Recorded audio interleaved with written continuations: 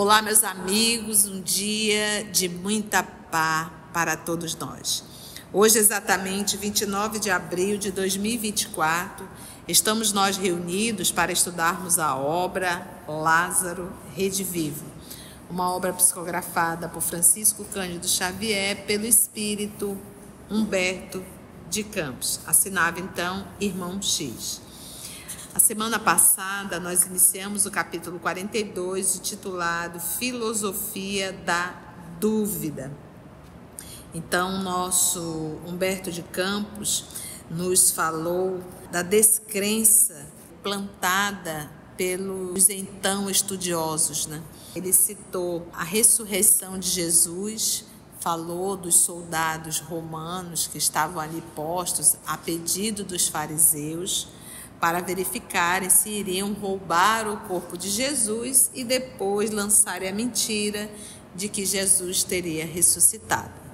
E acompanhamos, lemos no Evangelho de Mateus e verificamos que um anjo, ou seja, um espírito apareceu e avisou que Jesus lá não mais estava. E esses soldados, os dois, viram. E é tão interessante quando a gente vai ler o Evangelho de Mateus, em nenhum momento os anjos se direcionam aos soldados, sempre se direcionando às mulheres e falando a elas o que elas deveriam fazer.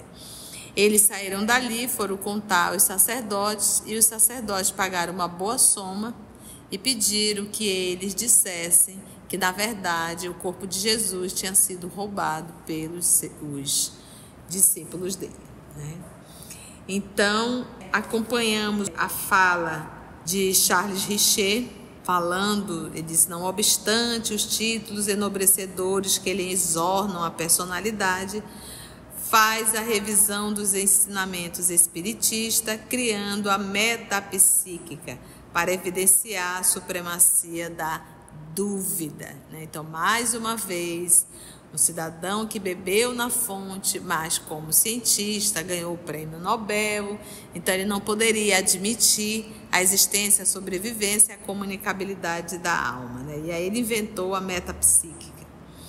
Fala também de William, todos esses que beberam na fonte, que viram os fenômenos, mas negaram.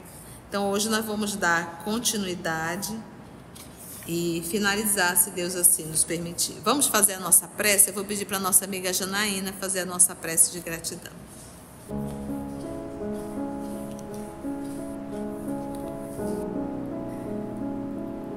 Obrigada, Senhor, pela oportunidade de estarmos aqui reunidos para mais uma noite de estudo e de mais uma noite de aprendizado.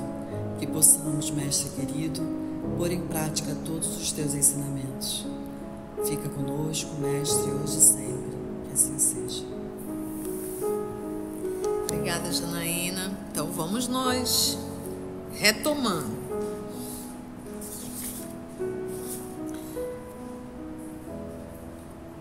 Possui a ciência infinitos recursos terminológicos, de termos, para incentivar a dúvida nas almas. E quando surgem pesquisadores conscienciosos e sinceros, que não temem as consequências de sua lealdade à sabedoria, alastram-se as definições sarcásticas e chovem pedradas. Então, aqueles que negam, nossa, a ciência bate palma, Continua a forma materialista de ser. Mas aqueles que admitem a existência, a sobrevivência e o fenômeno espírita, olha o que acontece. É isso que ele está falando aqui, Ele está chamando todos aqueles que nós estudamos a semana passada, todos aqueles cientistas que negaram, de, na verdade, que não foram sinceros. Não foram sinceros com aquilo que viram, que pesquisaram e na hora de ir para a tribuna optaram em inventar frases, mas jamais admitir a existência e a comunicabilidade dos espíritos. Entende? Você entende o que é isso? Um cientista ter que assumir, ter que admitir? Então, e quando surgem esses pesquisadores conscienciosos e sinceros, que não teme as consequências de sua lealdade à sabedoria, né? Então não teme, por quê? Porque se Richer, William e todos os demais tivessem assumido, olha, nós acreditamos, realmente existe a alma e elas podem se comunicar, existe espírito, eles teriam praticamente perdido a sua posição, porque eles seriam ridicularizados. Então quem que quer pagar esse preço? Kardec pagou, e vamos ver aqui alguns que pagaram esse preço. Por isso que ele diz que não teme as consequências de sua lealdade à sabedoria divina. O que acontece com eles? Alastram-se as definições sarcásticas e chovem pedradas. Então, os próprios amigos cientistas da academia passam a persegui-los e passam a criticá-los a atitude. Você, um homem de ciência, vindo com essas asneiras, vindo com esses absurdos de vida espiritual, que espírito mexe em cadeira, em mesa, que espírito se materializa, onde já se viu isso, entendeu? Então era hoje mesmo a gente que não é de ciência, quando se fala em espírito, tem algumas pessoas que olham para ti ao contrário e dizem, tu acredita nessas coisas, né? Então, o homem intitulado Homem da Ciência acaba desenvolvendo muito a vaidade, né? E o orgulho, se achando um ser muito inteligente e passa realmente a nutrir só aquela ideia de que o que é verdadeiro é a ciência, o resto não é verdade. Como se a comunicabilidade dos espíritos também não fosse uma ciência. Até hoje aparecem pessoas interessadas em apresentar William Crookes e César Lombroso. Vamos ver as notas que estão no rodapé dessas novas edições. William Crookes, célebre físico inglês, nasceu em 1832, morreu em 1919, e profundo investigador dos fenômenos espíritas, por intermédio da médium Florence Cook e do espírito Kate King, de 1872. Publicou Fotos Espíritas em 1874. De materializações. Sim. E agora é o César Lombroso. Isso.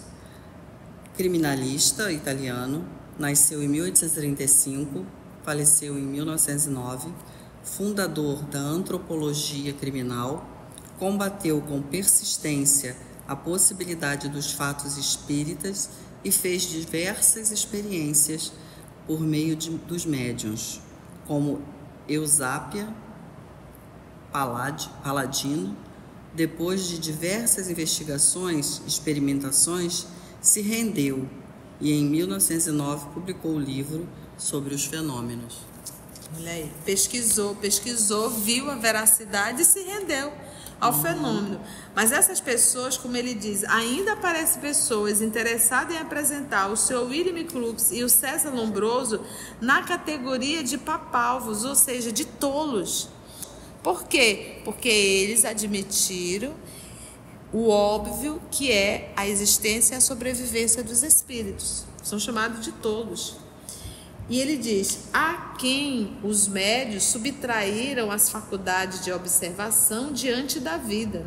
Então eles dizem assim, olha, eles são tão tolos e os médios que eles usaram tiraram totalmente a razão e a inteligência deles, porque eles não conseguiram ver a mentira, entendeu? Porque tudo para a ciência, de certa forma, para aqueles que, o materialista, achavam que tudo era um engodo, tudo era uma armação, tudo era uma mistificação, entendeste? Então, eles disseram, olha, os médios tiraram aí o bom senso dos dois e eles se fascinaram em relação ao fenômeno. Mesmo no Brasil, homens de vasta cultura e projeção social, como Bittencourt Sampaio e Bezerra de Menezes. Eu vou pedir para a nossa irmã Janaína ler aqui a nota de rodapé. Bittencourt Sampaio. Francisco Leite Bittencourt Sampaio nasceu em 1839 e faleceu em 1895. Jurisconsulto, magistrado, político, alto funcionário público, jornalista, literato, renomado poeta lírico e excelente médium espírita. Então, olha só o currículo do Bittencourt Sampaio. Vamos ver o Dr. Bezerra de Menezes? Adolfo Bezerra de Menezes nasceu em 1831, faleceu em 1900, cearense, exerceu a medicina no Rio de Janeiro, sendo conhecido como médico dos pobres, também político e expoente da doutrina espírita no Brasil. Escreveu vários livros espíritas e foi presidente da Federação Espírita Brasileira em 1889 e no período de 1895 a 1900. Então, vimos aí a biografia dos dois. Sabe de que eles eram chamados? Tanto o senhor Bittencourt Sampaio quanto o senhor Bezerra de Menezes, eles foram taxados de palermas e loucos. O primeiro, o senhor Bittencourt Sampaio, porque trocou a política engenhosa dos homens pela divina política do Evangelho. Então, ele foi o primeiro a ser chamado de, olha só que palavras, palermas e loucos. Trocou a política engenhosa dos homens pela divina política do Evangelho. E o segundo, que é o nosso Dr. Bezerra de Menezes, porque trocou os interesses financeiros dos médicos altamente remunerados pelos interesses eternos do espírito. Então, o Dr. Bezerra era inclusive chamado médico dos pobres. Então, lembra um pouco o que o doutor Saulo de Tarso fez. Abandonou tudo da área, né, e como doutor, né, do Sinédrio, para seguir Jesus. E o senhor Saulo de Tarso, ele também era chamado de louco. Ele era tido como um doente mental mesmo. Então, essa é a ideia. Então, como é que uma pessoa inteligente dessa, de cultura, pode acreditar nessas coisas espirituais? Isso deve ter alguma coisa errada. Essa pessoa não deve estar bem do juízo, né? É por isso que o Richer lá atrás puxou o freio de mão, como diz o povo, né? E decidiu não assumir. Porque isso iria de contra ao materialismo da época, né? Tinha que ser tudo palpável, tocado, medido, para poder ser autêntico. É muito difícil vencer o dragão da vaidade humana, que monta guarda ao nosso patrimônio intelectual. Olha que frase, gente. Dragão da vaidade humana. E é verdade, quando nós começamos a ganhar alguns títulozinhos, essas coisinhas de papéis, esses títulos que a gente adquire um tantinho de conhecimento, nós nos tornamos pessoas muito vaidosas. E achamos no direito e no dever de ditar as regras na vida de todo mundo. A gente se acha no direito de ter a certeza que é um ser inteligente. Quando eu começo a achar que eu sou uma pessoa inteligente, eu estou à beira da fascinação e de perder realmente a minha encarnação. Porque quando eu começo a me achar um ser super inteligente, já começa que eu paro de aprender. E me torno, muitas vezes, um ser muito desagradável na vida do ser humano, né? Então, aqui, nesse caso da pseudociência, a criatura começa a se achar realmente um ser importante, porque a própria pompa, né? As pessoas mais simples que olham para essa pessoa e dizem, nossa, como é inteligente, os elogios, os próprios títulozinhos, isso tudo vai enchendo muito a criatura, vai deixando ela um verdadeiro pavão. E quando chegar na hora dela dizer, mas eu vou ter que admitir, eu estou vendo, eu estou estudando, eu estou constatando, mas imagina ter que admitir isso em uma sociedade científica, eu vou estar perdendo a minha cadeira. Olha aqui como o doutor Bezerra era chamado. Olha aqui como o Bittencourt Sampaio era chamado. Vê se você estuda sobre Bezerra de Menezes na escola, ou Bittencourt Sampaio. Ou até mesmo César Lombroso e William Crookes. Apesar de todo o trabalho que eles fizeram. Não estuda. Por quê? Justamente por eles terem assumido a sua espiritualidade. Então era quase assim, cortado da academia, entendeu? E ele diz, é muito difícil vencer o dragão da vaidade humana que monta guarda ao nosso patrimônio intelectual. Não quer abrir mão desse pseudo patrimônio intelectual. Ainda que homens respeitáveis e bem intencionados, como Richer, venham à zona do esclarecimento, colaborando com êxito na intensificação da cultura moderna, surge sempre uma brecha, aqui ou ali, por onde o monstro deita as garras de fora, revelando a deficiência de nossa edificação pessoal. Ele faz uma crítica aqui a Richer, mas de forma muito velada. Essas maravilhosas inteligências, filiadas à hesitação sistemática, continuarão prejudicando o desenvolvimento dos germes da fé e adiando indefinidamente as realizações de um mundo espiritualizado. Olha que interessante. Então, se nós estudarmos um pouquinho a história, nós vamos ver a quantidade de homens extremamente inteligentes que reencarnaram no século XIX. 1850, 1830, pode observar, vai estudar um pouquinho da história que você vai ver, tudo acontece no século XIX. E é justamente no meados do século XIX que chega a doutrina espírita. Então, volto a repetir, se grande parte desses cientistas que reencarnaram com um propósito, tudo aconteceu na Europa, gente. Tudo acontecia na Europa. Tudo, Alemanha, França, Itália, estava ali em torno daqueles 3 países.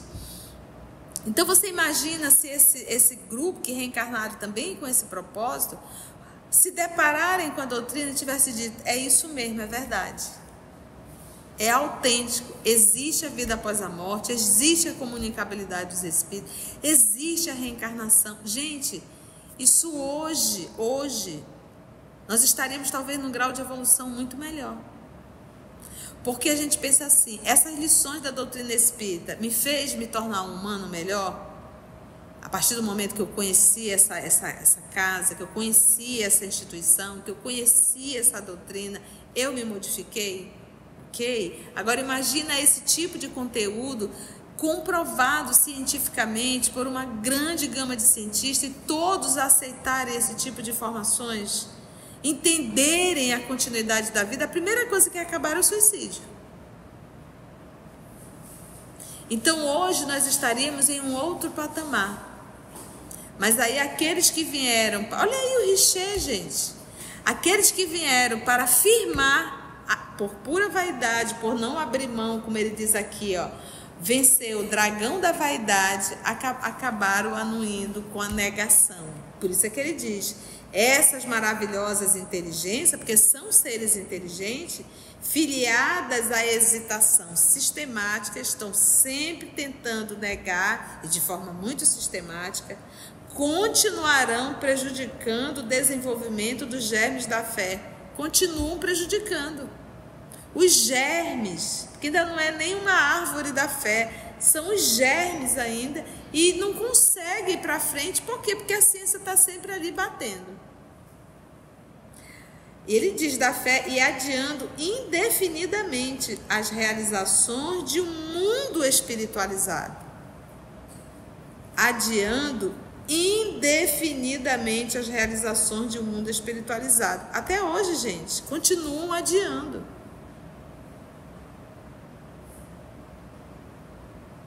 Entretanto, passarão também no campo infinito da vida, dando lugar aos cientistas mais fortes e desassombrados. Que ninguém se perturbe em face desses homens admiráveis pelo raciocínio, porque eles vão discutindo, duvidando e morrendo, e os espíritos benevolentes e sábios prosseguirão, construindo, sem desânimo e sem inquietação, a terra melhor de amanhã. Então é isso que nós temos que entender. Eles passarão. Do jeito que vieram para cumprir uma missão e não cumpriram, desencarnarão. Novos estão chegando, e são esses novos que estão chegando que irão fazer a diferença. Porque é necessário, para o processo de evolução da humanidade terrena, a sua identificação com a sua essência espiritual. Enquanto nós não fizermos essa identificação, não haverá felicidade aqui na Terra. E assim, minhas irmãs, meus irmãos, nós conseguimos finalizar mais um capítulo, o capítulo 42. Se Deus nos permitir, no nosso próximo encontro, iremos adentrar no capítulo 43, intitulado Desfazendo Acusações. Foi bom? Antes de orarmos em agradecimento, vamos ouvir algumas considerações da tia que destacamos neste estudo para a reflexão dos ensinamentos. Vamos aos destaques da tia? O homem, intitulado Homem da Ciência, acaba desenvolvendo muito a vaidade, né, e o orgulho, se achando um ser muito inteligente, e passa realmente a nutrir só aquela ideia de que o que é verdadeiro é a ciência, o resto não é verdade. Como se a comunicabilidade dos espíritos também não fosse uma ciência. Então, se nós estudarmos um pouquinho a história, nós vamos ver a quantidade de homens extremamente inteligentes que reencarnaram no século XIX. 1850, 1830. Pode observar, vai estudar um pouquinho da história que você vai ver. Tudo acontece no século XIX. E é justamente no meados do século XIX que chega a doutrina espírita. Então você imagina se esse grupo que reencarnaram também com esse propósito, se depararem com a doutrina e tivesse dito, é isso mesmo, é verdade. É autêntico, existe a vida após a morte, existe a comunicabilidade dos espíritos, existe a reencarnação. Gente, isso hoje, nós estaríamos talvez num grau de evolução muito melhor. Porque a gente pensa assim, essas lições da doutrina espírita me fez me tornar um humano melhor? A partir do momento que eu conheci essa casa, que eu conheci essa instituição, que eu conheci essa doutrina, eu me modifiquei? Ok? Agora imagina esse tipo de conteúdo comprovado cientificamente por uma grande gama de cientistas e todos aceitarem esse tipo de informações, entenderem a continuidade da vida. A primeira coisa que é acabar é o suicídio. Então é isso que nós temos que entender. Eles passarão do jeito que vieram para cumprir uma missão e não cumpriram, desencarnarão. Novos estão chegando, e são esses novos que estão chegando que irão fazer a diferença. Porque é necessário, para o processo de evolução da humanidade terrena, a sua identificação com a sua essência espiritual. Enquanto nós não fizermos essa identificação, não haverá felicidade aqui na Terra. Se você chegou até aqui o final, deixa seu comentário. É muito importante a gente poder ler o teu comentário. Não esqueça de curtir para que possa divulgar a página. Dá o seu like, né? E, se possível, faça a sua inscrição no nosso canal e toca o sininho.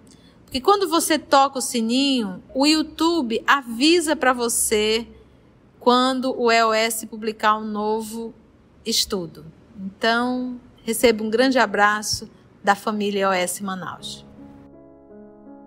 Assim, concluindo o nosso estudo de hoje e agradecendo o nosso Mestre Jesus por mais este momento de aprendizado, vamos orar? E assim agradecemos a Deus, nosso Pai, por mais uma oportunidade de estudo e reflexão. Agradecemos aos amigos espirituais aqui presentes e ao nosso Mestre Jesus por excelência. Graça te damos, Senhor, que assim seja.